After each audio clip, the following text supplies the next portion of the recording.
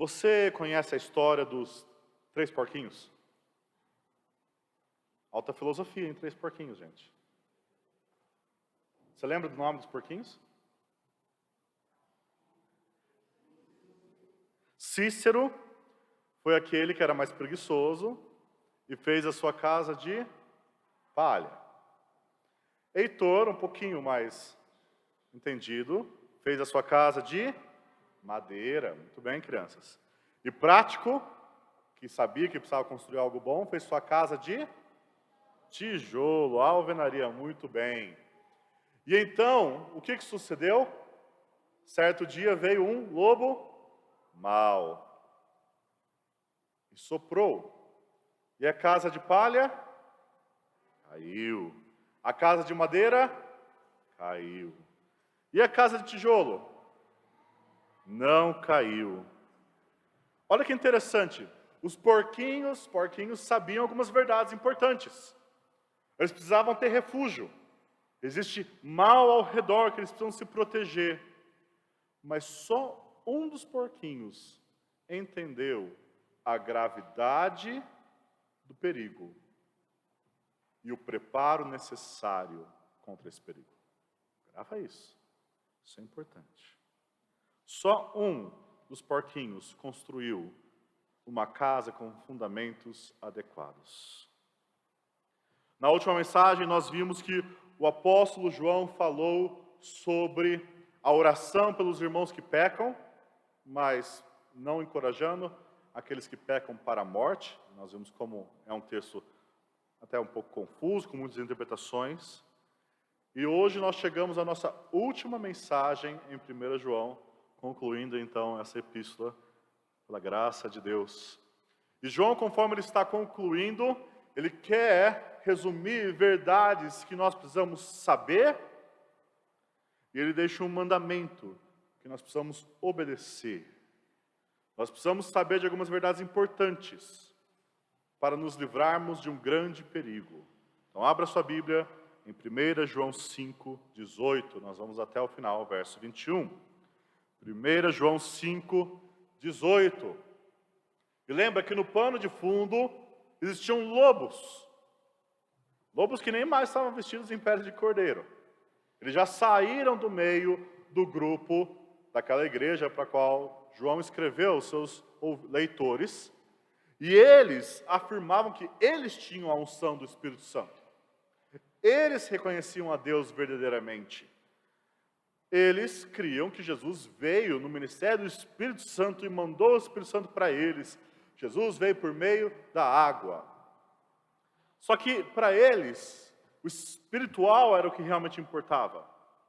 A carne nada se aproveita. O material para eles, então eles confundindo carne e material. Carne é o material caído, é a vida caída, é a natureza pecaminosa. Mas eles falam, se as coisas materiais não importam, se as coisas físicas são quase pecaminosas, acreditavam que era um nível tão inferior, jamais, então, Deus se faria carne e tabernacularia no nosso meio, e muito menos iria morrer numa cruz. Que loucura isso, pensar Deus morrer numa cruz. Então eles negavam o sangue, conforme nós vimos. E para eles, se o material não era importante, então pouco importa o que eu fizer nesse corpo. O que importa é o espírito, o que importa para eles era a mente. E, novamente associando mente com o espírito, que também é uma associação não totalmente completa. Então eles viviam uma vida em pecado e viviam uma vida negando a cruz de Cristo Jesus. Mas afirmavam ter o Espírito e a verdade. E João chega para os seus filhinhos, escreve essa carta, e agora, resumindo a carta, ele fala, vocês precisam saber de 3 verdades importantes. 3 verdades importantes. Que vocês são guardados pelo Filho, que vocês pertencem ao Pai, e que vocês conhecem e estão no Filho e no Pai. Os 3 pontos dessa primeira parte. Guardados pelo Filho, pertencentes ao Pai, conhecer e estar no Pai e no Filho. Veja o versículo 18. Sabemos, você vai ver que vai ter 3 sabemos nesse nosso texto. Esse é o primeiro. Sabemos que todo aquele que é nascido de Deus não vive em pecado. E o melhor termo aqui não é vive em pecado, o melhor termo aqui é peca. Sabemos que todo aquele que é nascido de Deus não peca. Calma aí, João. Eu peco. E João, você não disse lá em 1 João 8:9, né? Se a gente disser que a gente não tem pecado, a gente é mentiroso. Ou, você falou para a gente confessar nossos pecados. Vocês vão perceber que João, ele usa os termos pecar, praticar pecado, pecar pecado, de formas sutis. E João quer que nós sejamos leitores sagazes, leitores atentos, para notar as nuances entre aqueles que pecam para a morte, ou são caracterizados por pecado, e para os filhos de Deus que pecam e confessam. Então, por exemplo, nós vimos que 1 João 1, 8 e 9 fala para a gente confessar nossos pecados. Cristãos pecam. Só que lá em 1 João 3, 8 a 10, João escreve: aquele que pratica o pecado procede do diabo. Todo aquele que é nascido de Deus não vive na prática de pecado, pois o que permanece nele é a divina semente. Ora, esse não pode pecar, porque é nascido de Deus. Nisso são manifestos os filhos de Deus e os filhos do diabo. Todo aquele que não pratica justiça não procede de Deus, nem aquele que não ama a seu irmão. Então, quando você faz uma pesquisa, parece que João é categórico. O cristão genuíno não vive na prática do pecado. E prática do pecado, você precisa entender que não é só pecar recorrentemente. Você peca todo dia, meu irmão. Você pode não reconhecer, mas você peca todo dia. A vida do cristão não é caracterizada por viver na lama e estar feliz com isso. O cristão que peca, ele confessa. Ele fala que nós temos pecado, nós pecamos. E que nós pecamos um pecado. Ele usa todos esses termos para o cristão. E daí ele fala sobre pecar e não pecar. E aqui ele aplica isso tanto ao crente quanto ao descrente, quanto ao cristão que nasceu de novo, quanto ao falso cristão. Então, como que a gente descobre o que João quer dizer por não peca? Uma forma fácil foi o que os nossos tradutores fizeram. Tentaram nos ajudar colocando não vive em pecado. É uma interpretação, mas é uma interpretação que está desconsiderando o versículo anterior. O que o versículo anterior nos diz? O versículo anterior nos diz que, é o 16, 17, há pecados para a morte, e por isso não digo que rogue. Toda justiça é pecado, e é pecado não para a morte. João estava falando sobre o pecado para a morte. Esse era o contexto imediato que nós precisamos prestar atenção. E o que é o pecado para a morte? Nós vimos na mensagem anterior que é uma rejeição consciente, ou seja, a pessoa teve uma revelação adequada e suficiente de quem Cristo é e da obra de Cristo. É uma rejeição resoluta, é uma coisa irada contra, voluntária contra, desafiadora contra, e é uma rejeição impenitente, do qual a pessoa não se arrepende, ela avança nessa rebelião contra Cristo e contra a sua cruz. Esse pecado, eu afirmo, e assim eu creio, que é o mesmo pecado que Hebreus vai relatar. Eu creio que é o mesmo pecado contra o Espírito Santo da blasfêmia, contra o Espírito Santo. Eu creio que na Escritura há um pecado sem perdão, que é esse pecado. Porque quando você rejeita a obra da cruz, não há onde mais encontrar perdão. É só no sangue de Cristo que há perdão. Então o que ele está falando aqui, e aqui está uma boa notícia, algo que talvez pode ter deixado você confuso no domingo anterior.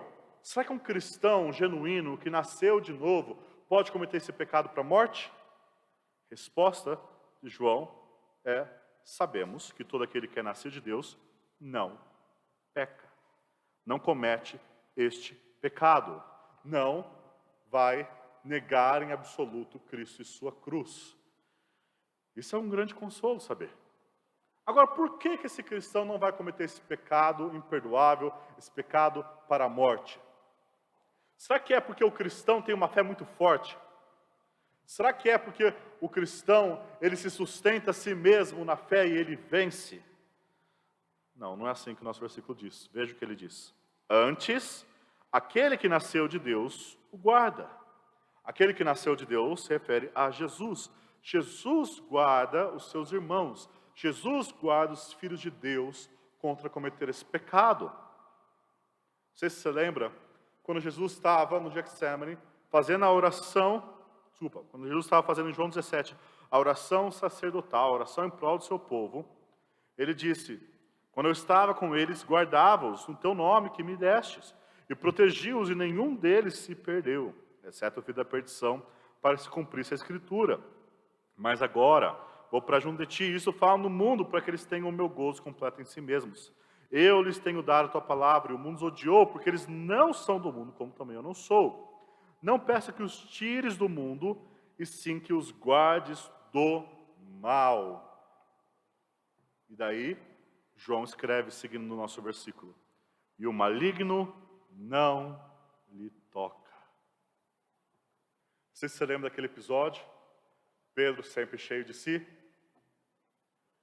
E Jesus chega para Pedro: Simão, Simão, eis que Satanás vos reclamou para vos peneirar como trigo.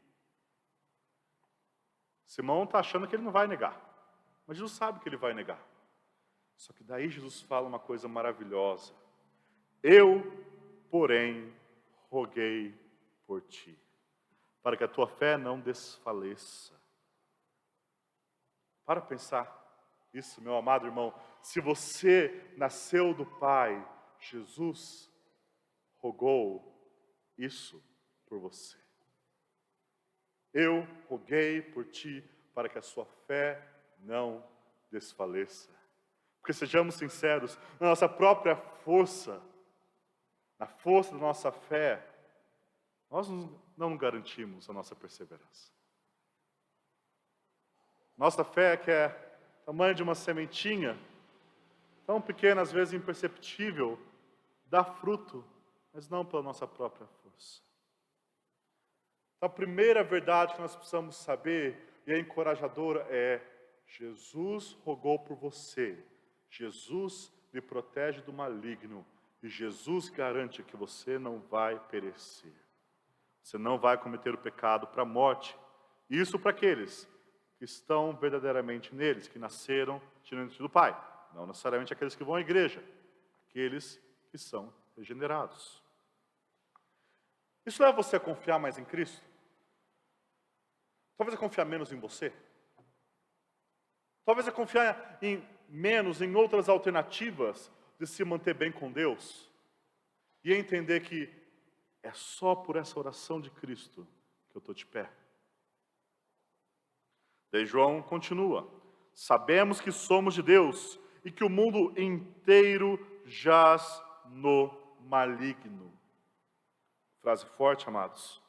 O mundo inteiro, todo esse sistema caído e todos os seus habitantes jazem, apodrecem, repousam, estão debaixo do poder de Satanás. E não é assustador se o mundo então nos odeia.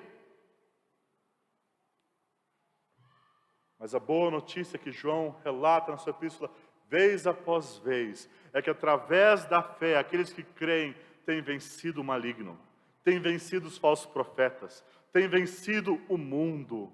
Por quê? Porque nós não somos deste mundo, nós somos de Deus, do Pai. Amado, você foi tirado do cativeiro de Satanás para morar na casa do Pai. Você foi liberto do cárcere do pecado para ir ao palácio celestial. Os grilhões foram quebrados e você foi chamado à mesa do Pai. Ah, que verdade encorajadora. Como é bom poder saber disso. Porque saber dessa verdade vai nos ajudar na hora da tentação, que o mundo chegar com as suas concupiscências, com as suas soberbas, com os seus desejos desordenados dos olhos, da carne, da vida, com o seu orgulho, a sua luxúria, a sua ganância. E daí você pode olhar na face desse pecado horrível e pensar: eu? Aquele grilhão de novo? Não. Eu sento na mesa do palácio. Eu sou filho do Pai. Isso não é para mim, não. Terceira verdade que nós precisamos saber, versículo 20. Também sabemos que o Filho de Deus é vindo e nos tem dado entendimento para reconhecermos o verdadeiro. E estamos no verdadeiro, em seu Filho, Jesus Cristo. O Filho de Deus é vindo, e talvez essa seja uma frase que resume bem o que João está falando em toda a epístola. O Filho de Deus, Espírito, Cristo que é Espírito, Filho que é Espírito, em toda a eternidade, Ele veio e encarnou em Jesus e permaneceu encarnado até a morte e morte de cruz, até ressuscitar, até subir aos céus, e por toda a eternidade, o nosso Salvador vai ser Deus homem. O Filho de Deus assumiu o que era nosso, para que nós pudéssemos ter o que era dele, sem tirar o que era dele. Ele assume a nossa humanidade sem diminuir a sua divindade, para que nós pudéssemos nos tornar filhos de Deus. E quando Jesus vem, o texto nos diz que Ele nos tem dado entendimento para reconhecermos, mas o melhor termo aqui é conhecermos o verdadeiro. Ou seja, Jesus nos dá entendimentos, nós sabemos algo para conhecermos experimentalmente algo. Jesus envia o seu Espírito, a sua unção que nos ensina todas as coisas, para que nós saibamos discernir entre o verdadeiro Deus, o verdadeiro Espírito, a verdadeira unção, o verdadeiro Cristo dos falsos. E assim, ao saber e crer, possamos permanecer e estar em comunhão com o Deus verdadeiro e conhecer a Deus não só da boca para fora, não só intelectualmente, mas conhecer envolvendo toda a experiência do seu coração e do seu ser. É isso que Jesus veio fazer.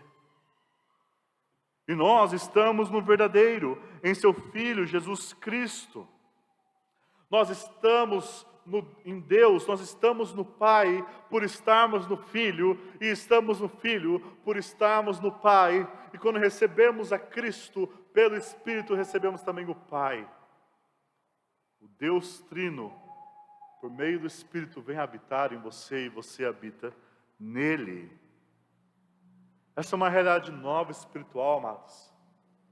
Quando você recebeu a Cristo Jesus, Deus fez morada em você. E você encontrou morada em Deus.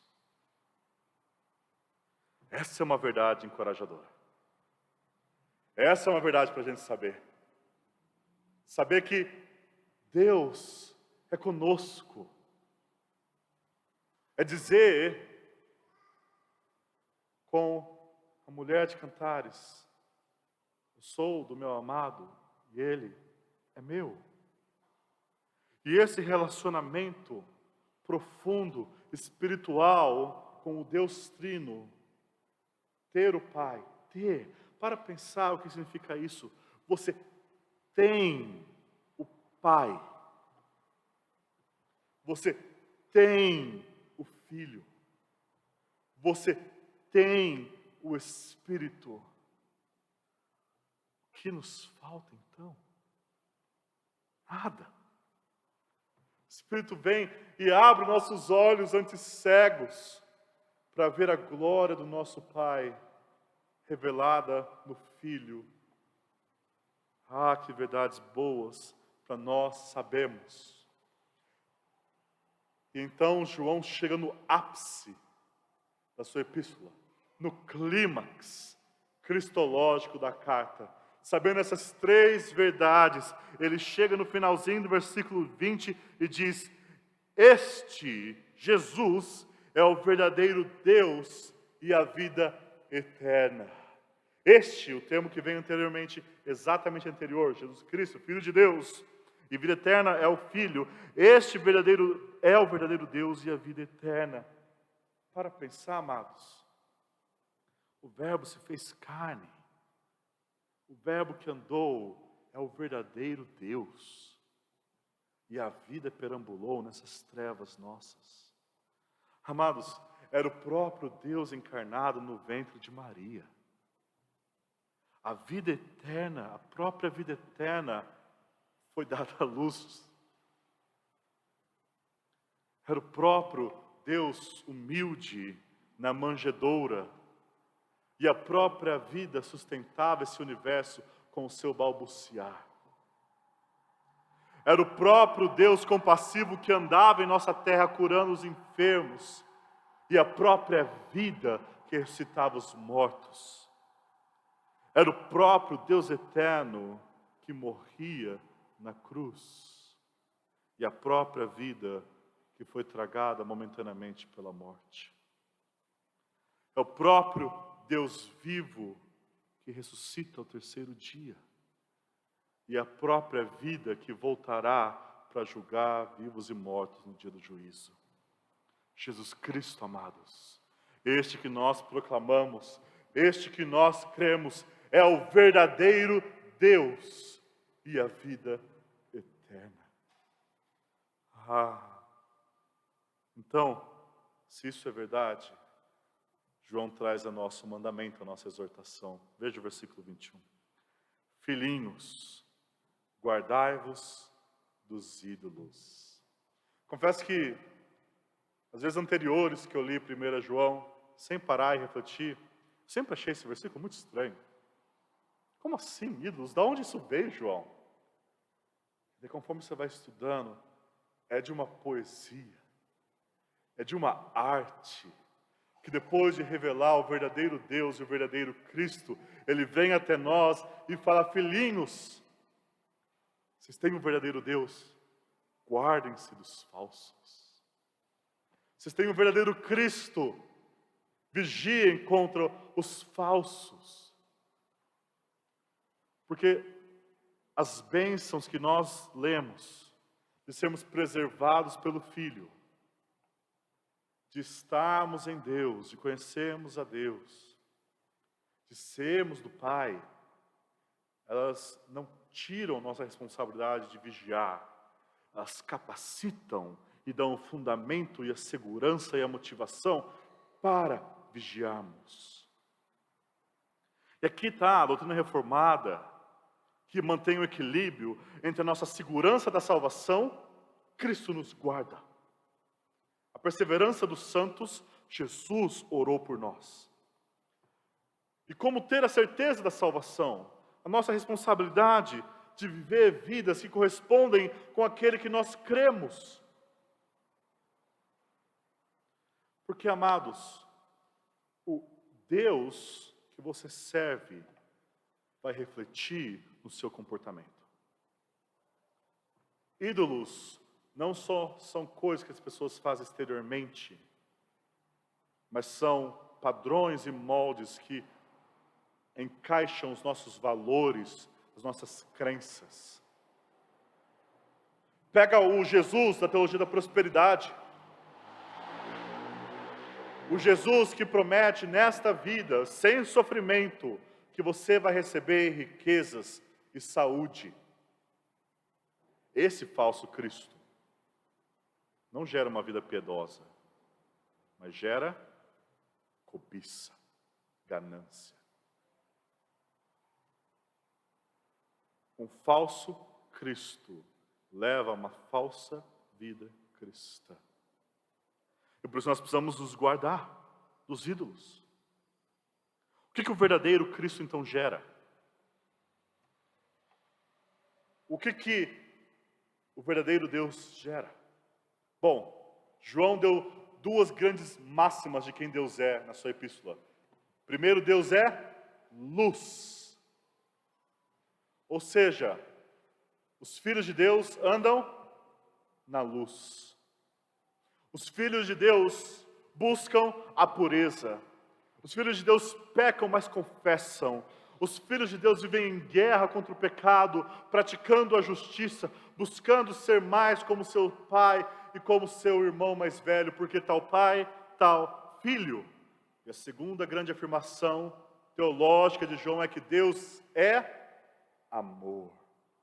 Os filhos de Deus são inundados pelo amor do Pai em Cristo Jesus, mediado pelo Espírito, e respondem em amor aos seus irmãos e ao próximo.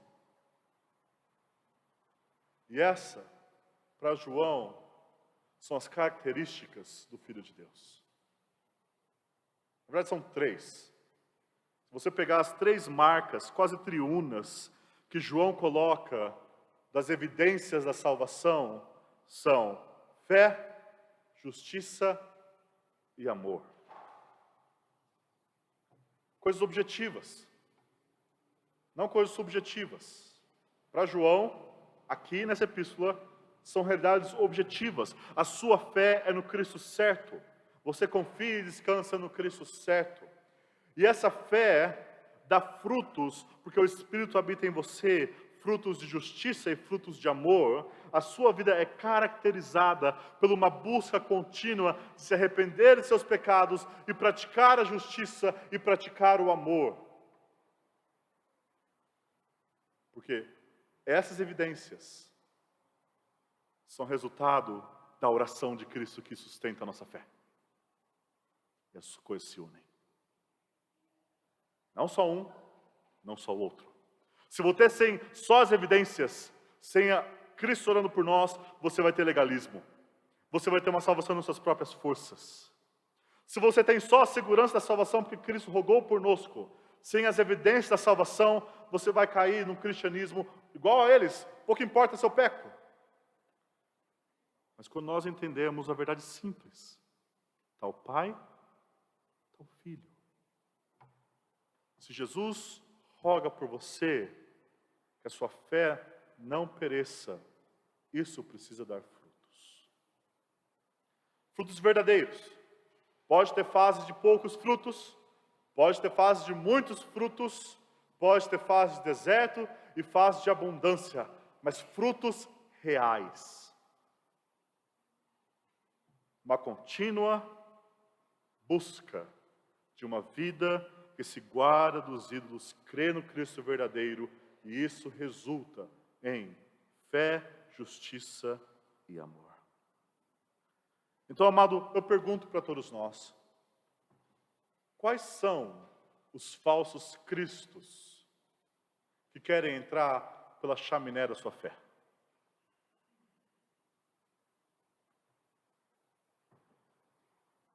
Agora, cuidado. O lobo mau é muito evidente. Os falsos cristos nem sempre. Sabe qual que era o problema de 1 João, talvez de Colossenses? Por que os apóstolos escreveram suas epístolas? Porque algumas pessoas estavam tentando colocar Cristo na caixinha das reflexões filosóficas que eles ganharam do mundo. E para eles, se o espiritual é bom, se o material é ruim, então a encarnação não faz sentido, então Cristo não encarnou. Falso Cristo. Ou você vai para Gálatas, qual que é o problema lá em Gálatas? Eles estavam querendo encaixar o verdadeiro Cristo na caixinha da religiosidade deles, buscando aceitação diante de Deus pelas obras e não pela fé. E o verdadeiro Cristo que nos salva pela fé somente e que traz frutos, não encaixa nisso. Ou você pega os evangelhos, o que as pessoas esperavam do Cristo? As pessoas queriam encaixar o seu Cristo numa caixinha política, aquele que vinha destruir o Império Romano. Então aqui está o meu alerta para vocês. Guardai-vos de tentar colocar o Cristo na sua caixinha política, na sua caixinha religiosa, na sua caixinha filosófica. Deixa que Ele faz a caixinha. Deixa que Ele faz o substrato da sua fé. Não estou falando para a gente negar verdades da fé, da filosofia, da religião e da política. Eu estou falando para você deixar Jesus moldar isso e não você moldar Jesus à sua imagem. Porque só o Jesus verdadeiro é poderoso para salvá-los. Cuidado. Cuidado porque dos dois lados a gente é tentado nisso. Você pode colocar o Jesus na caixinha da direita e o Jesus na caixinha da esquerda. Você pode colocar Jesus nos extremismos religiosos e no liberalismo religioso. Você pode colocar Jesus em milhares de caixinhas filosóficas e psicológicas que tem por aí. Deixe Ele definir quem Ele é. Isso é amor. Amar alguém é buscar saber como essa pessoa é. Não tentar enfiá-la em nossas caixinhas pré-concebidas. Então, quais são outros falsos cristos que nós somos tentados?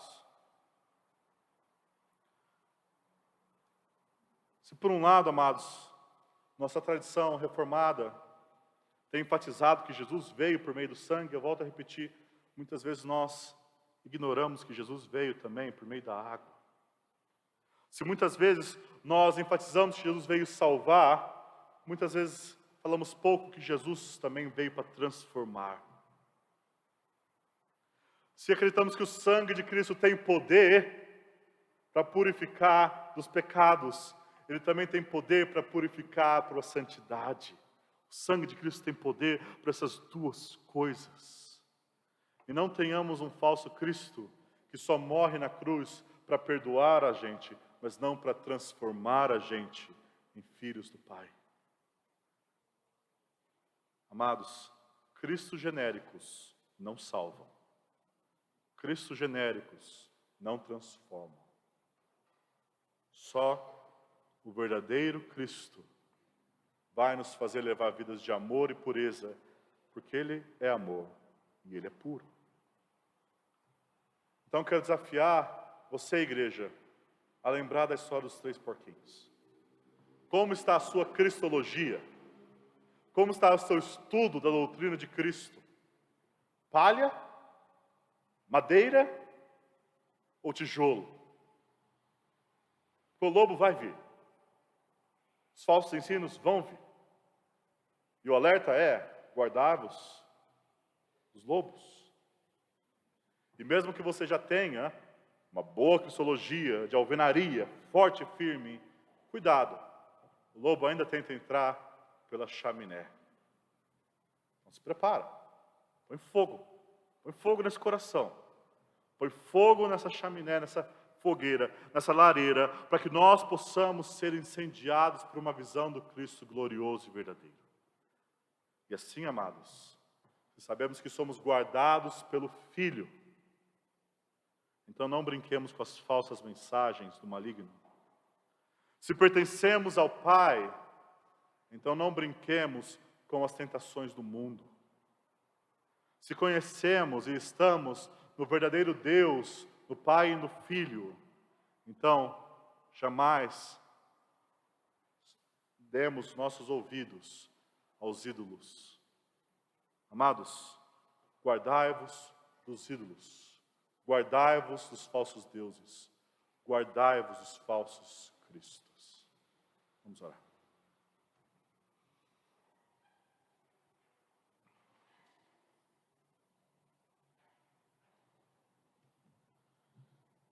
Senhor, talvez há pessoas aqui que precisam refletir se a fé que tem tido é no verdadeiro Cristo. Se essa fé é verdadeira e tem dado frutos verdadeiros de justiça e amor, de pureza e compaixão. Pelo Espírito desperta-os, eu rogo. Há outros aqui que estão no verdadeiro Deus e em seu Filho, mas que ficarão estremecidos. Peço que o Espírito Santo venha e ensina-os toda a verdade. Ainda há outros aqui que têm caminhado por desertos, cuja árvore não tem tantos frutos, mas ainda assim há frutos verdadeiros. Minha oração é que esta palavra sobre as excelências de Cristo, sobre as gloriosas verdades e os benefícios do Evangelho, possa aquecer esse coração dormente e despertar para que possa crescer em frutos de justiça e amor. E que sobre todos nós seja a graça de Cristo, para que possamos todos nos parecermos mais com o nosso irmão mais velho, ao qual nós adoramos, porque Ele é o verdadeiro Deus e a vida eterna. E no nome dEle, então, nós oramos. Amém.